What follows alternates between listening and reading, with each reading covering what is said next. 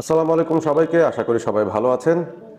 বাংলাদেশ আজকে পাকিস্তান শাহিনসের মুখোমুখি হবে। বাংলাদেশ এ দল ভার্সেস পাকিস্তান শাহিনসের match, final match Asia cup rising stars 2025-এর।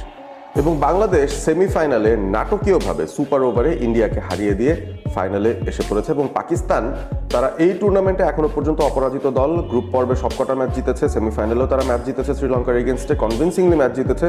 এবং এই দলটাকে দেখে মনে হচ্ছে টুর্নামেন্টের হট ফেভারিটস, কারণ তাদের বেশ কিছু খেলোয়াড়রা খুব ভালো ফর্মে আছেন এবং সময়ে সময়ে তারা কিন্তু সেই ভালো পারফরমেন্সের ঝলক দেখেছেন। ইভেন গ্রুপ স্টেজেতে ইন্ডিয়াকেও পাকিস্তান কিন্তু হারিয়ে দিয়েছিল। তো সব কিছু মিলিয়ে এই রাইজিং স্টার্স এশিয়া কাপের যে ফাইনালটা, সেখানে কিন্তু পাকিস্তানকে ফেভারিটস ধরাই যায়।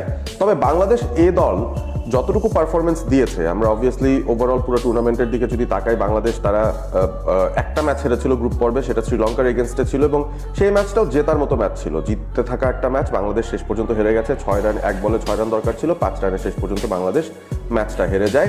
এবং তারপর যখন সেমিফাইনাল ইন্ডিয়ার সঙ্গে খেলতে হয়, সেখানে 194 রান বাংলাদেশ করেছিল 6 উইকেটে, ইন্ডিয়াও 194 করেছিল, সুপার ওভারে গিয়েছিল। বাংলাদেশ সেই ম্যাচটাও জিততে পারত স্বাভাবিক সময়ের ভেতরেই, তবে সুপার ওভারে যেতে হয়েছিল কারণ খানিকটা মিস আপ বাংলাদেশ করেছে, খানিকটা না অনেকগুলো মিস আপ বাংলাদেশ করেছিল। এবং সেখানে ইনক্লুডেড ছিলেন বাংলাদেশের ক্যাপ্টেন আকবর আলী, ইয়াসির আলী রাব্বি, জিশান আলম ক্যাচ ড্রপ করেছেন, এরকম অনেক ঘটনায় ঘটতে দেখেছি। এবং রিপন মন্ডল শেষ পর্যন্ত বাংলাদেশকে ওই সুপার ওভারে ইন্ডিয়ার প্রথম 2 বলে 2টো উইকেট ফেলে দিয়ে 0 রানে অল আউট করে দিয়েছিল এবং বাংলাদেশের মাত্র 1 রানের টার্গেট ছিল।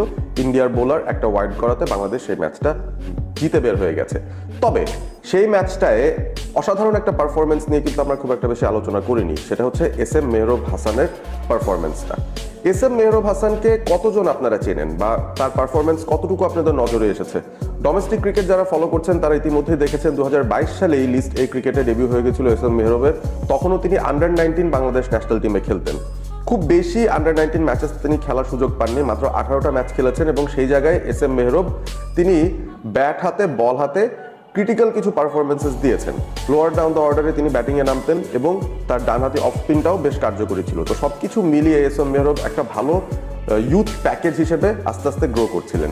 তার ডাকনাম আবার অহিন, সেটা তার বন্ধুরা জানেন, তার কলিগসরা জানেন, টিমমেটসরা জানেন। এবং তার সঙ্গে যিনি কাজ করেছেন খুব নিবিড়ভাবে, হান্নান সরকার, যার সঙ্গে আমার গত বিপিএলে আসলে একসঙ্গে কাজ করার সুযোগ হয়েছিল ধারাভাষ্যের প্যানেলে, সেই জায়গায় তিনি আসলে অহিনের ব্যাপারে বেশ কিছু ভালো ইনসাইট দিয়েছিলেন। তখন আমরা একটু ভালো তাকে চেনা শুরু করেছিলাম।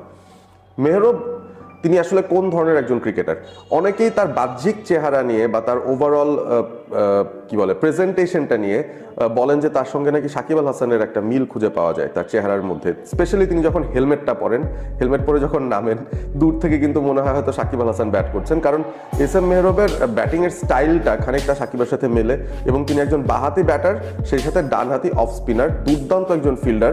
তো সব কিছু মিলিয়ে তার ভেতরে একটা অলরাউন্ডার ক্যাটাগরিতে থাকার মতো ক্যাপাবিলিটিস, সেটা কিন্তু আমরা আগেভাগেই লক্ষ্য করছিলাম। সো লিস্ট এ ক্রিকেটে এস.এম. মেহরব, তার 30 অ্যাভারেজ রয়েছে ব্যাট হাতে। বোলিংয়েও তার পারফরমেন্স খুব একটা খারাপ নয়, বেশ ভালো পারফরমেন্স, যেটা পরিসংখ্যান আপনারা দেখতেই পাচ্ছেন এই মুহূর্তে। সেই সাথে তিনি টি-20তেও মোটামুটি পারফর্ম করেছেন। মূলত টি-20তে তিনি যখন এসেছেন, সেখানে কিন্তু ব্যাট হাতে খুব একটা বেশি আলাদা রকম নজর তিনি কাটতে পারেননি। তার ফিল্ডিং এবং তার বোলিং পারফরমেন্স দিয়ে তিনি মূলত নজর কেড়েছেন।